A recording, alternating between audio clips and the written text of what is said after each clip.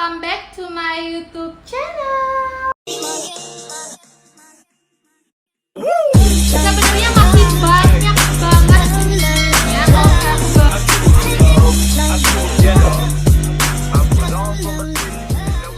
So guys, abahin tolong baju aku yang seperti ini, gombrang-gambreng kayak gini, karena aku mau berangkat kerja. Tapi sebelum itu, sambil nunggu rambut aku kering, aku pengen ngebahas lagi tentang inspirasi skripsi hukum buat kalian yang lagi di semester 7, semester 8 dan lagi stuck-stucknya gitu. Kayak, aduh aku pengen angkat sesuatu tapi aku bingung kak mau akan tentang apa.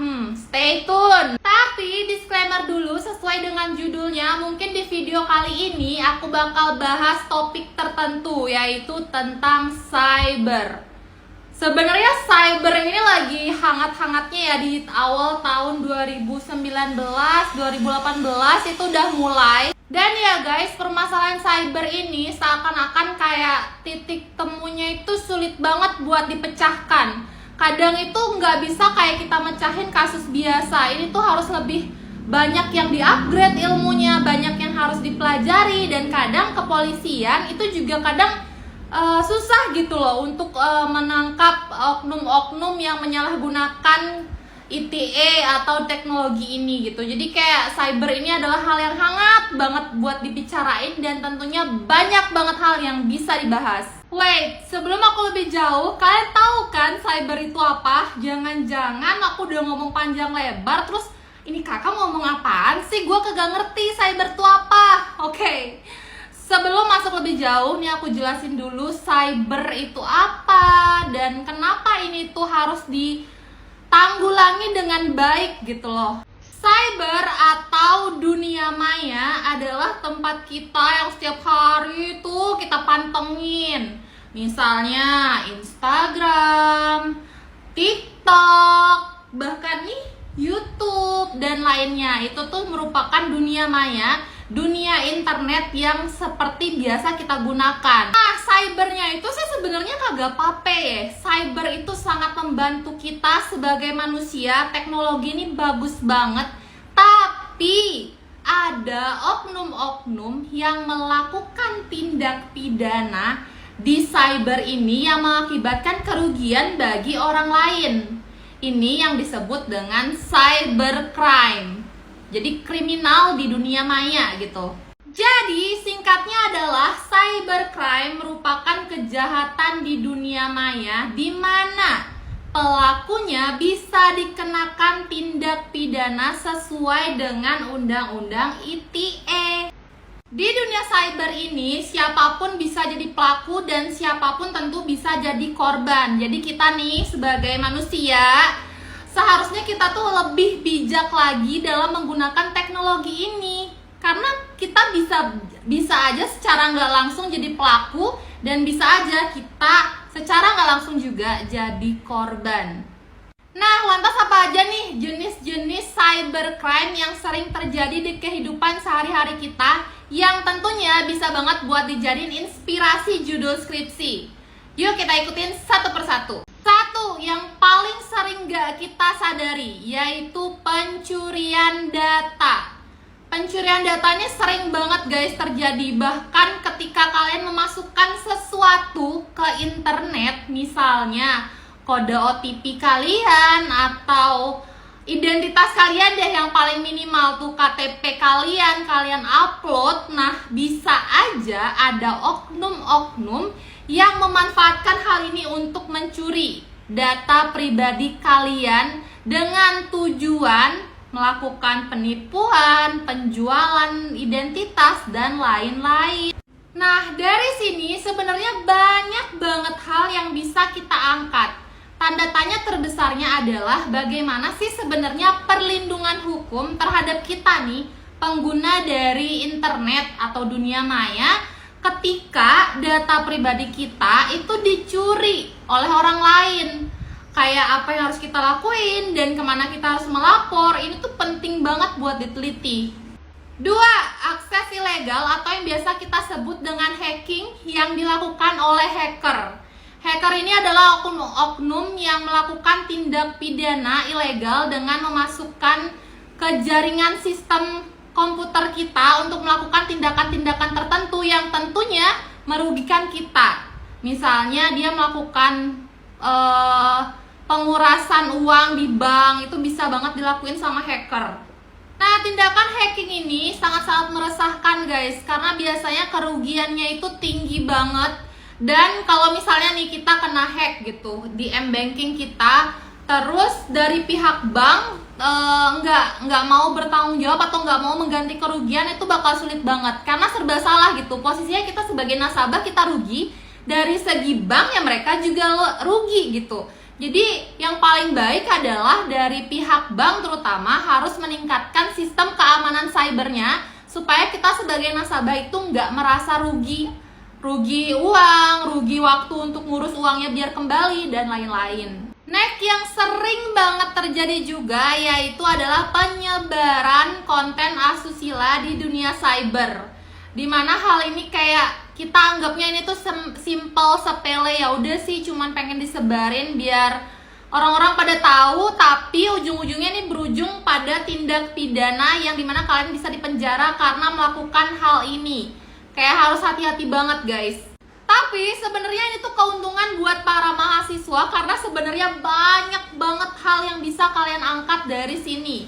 Kayak banyak hal yang sering terjadi, terutama di kalau nggak salah di aplikasi Twitter tuh sering banget tersebar konten-konten yang berisi kebencian atau konten-konten asusila yang entah kenapa nggak disaring gitu sama pihak Twitternya, dan itu tersebar luas bebas, siapapun bisa akses, kayak gampang, nggak perlu VPN dan lain-lain. Bahkan sebenarnya kasus-kasus kayak gini lumayan banyak banget aku tanganin, terutama buat kalian nih, misalnya kalian pacaran gitu ya sama orang, terus atas dasar cinta ya, namanya juga sama pacar sendiri, kalian berfoto lah gitu, berfoto yang mungkin minim, entah itu bahkan tidak menggunakan busana sama sekali, dan kalian atas dasar kepercayaan kalian kirimlah foto ini ke pacar kalian. Nah, ketika terjadi suatu permasalahan, ternyata hal ini itu disebarin lah, atau nggak sengaja tersebar, bisa dibilang kayak gitu, sama dari handphone pacar kalian. Apakah kalian itu jadi korban? Kalian jadi korban? Belum tentu. Kalian jadi korban itu bisa aja, tapi indikasi kalian jadi pelaku itu lebih tinggi guys. Karena yang membuat konten tersebut pertama kali adalah kalian secara sadar. Dan kedua, yang menyebarkan pertama kali meskipun atas dasar sayang atau lain-lain, kalian guys. Jadi itu tersebar pertama kali dari kalian. Jadi kalian adalah penyebar konten asusila meskipun kalian adalah korbannya. Nah, sebenarnya ini jadinya seru banget ya kalau misalnya topik ini diangkat antara korban atau pelaku. Kayak yang biasanya kita pernah, aduh kasus siapa ya, lupa. Kasusnya siapa ya? Kasusnya seseorang, aku nggak mau sebut namanya, dimana dia itu ya dia yang membuat, dia yang mentransfer itu dokumen itu pertama kali, dan akhirnya ya dia yang jadi pelaku. Jadi be careful buat siapapun. Nah, ini dari segi skripsi ini bagus banget cuy. Kayak gimana dong perlindungan korbannya, meskipun itu kesalahannya dia, tapi meskipun juga dia yang mentransfer pertama kali, tapi tidak bermaksud untuk menyebarkannya ke lingkungan publik. Itu gimana caranya kita melindungi ini, perlindungan terhadap korban yang menjadi pelaku ini. Wow, itu keren kalau bisa kalian angkat. Next adalah cyberbullying. Kayak sekarang kayak semua orang pernah jadi kasus terbully. Semua orang pernah membuli juga secara tidak sadar, karena ini tuh memang hal yang sekarang entah kenapa kayak jadinya lumrah gitu ya. Kayak mental health seseorang tuh gak penting di dunia maya gitu loh. Kayak semua orang bisa dihujat, semua orang bisa menghujat tanpa bertanggung jawab. Jadi sekarang tuh yang lagi rame kan konten creator, dikit-dikit dihujat, dikit-dikit di begini begitu, kayak serba salah gitu loh. Tapi sebenarnya perlu kalian tahu bahwa cyberbullying ini nggak boleh dilakukan. Jadi kita meskipun itu kita nggak ngomong secara langsung, tapi tolong ketikannya tuh dijaga banget. karena hal ini tuh diatur gitu loh. Kalau sampai, apalagi nih biasanya kalau di Indonesia aku kurang tahu, tapi kalau di negara Korea, kalau ada pembulian itu bisa sampai menyebabkan seseorang itu meninggal. Nah, ketika seseorang meninggal, siapa dong yang jadi pelakunya? We never know. Dan yang terakhir adalah mengenai pencemaran nama baik di dunia maya. Masih berkaitan ya kayak sebelumnya. Jadi kita itu nggak boleh guys untuk menyebarkan fitnah, menyebarkan hoax gitu loh ke dalam lingkup cyber. Enggak. Ke semuanya guys, di dunia nyata juga kita mah kagak boleh kayak gitu ya. Sebenarnya kalau misalnya kalian mau angkat skripsi tentang pencemaran nama baik ini, banyak banget kasus-kasus yang terjadi. Yang paling sering sih di kalangan politisi sama di kalangan artis gitu.